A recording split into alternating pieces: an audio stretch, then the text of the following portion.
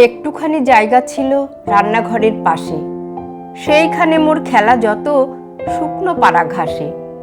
একটা ছিল ছায়ের গাদা, মস্ত ঢিপির মতো, পোড়া কয়লা দিয়ে দিয়ে সাজিয়েছিলেম কত।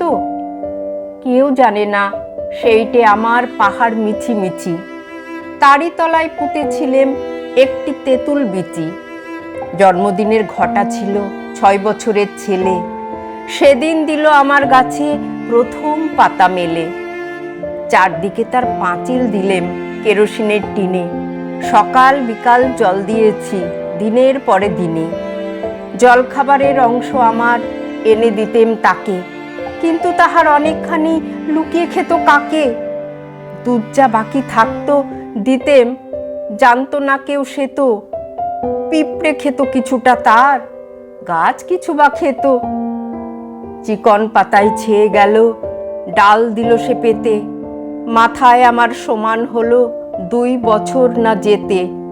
একটি মাত্র গাছ সে আমার, একটুকু সেই কোণ, চিত্রকূটের পাহাড় তলায় সেই হলো মোর বোন। কেউ জানে না সেথায় থাকেন অষ্টাবক্র মুনি, মাটির পরে দাড়ি গড়ায় কথা কন্যা উনি।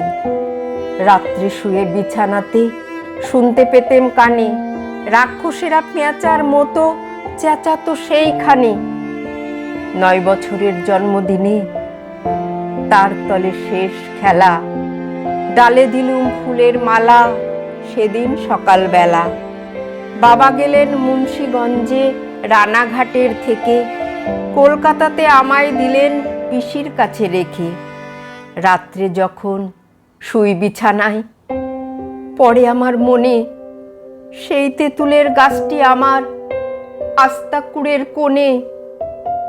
আর সেখানে নেই তপবন, বয় না সুরধ্বনি, অনেক দূরে চলে গেছেন অষ্টাবক্র মুনি।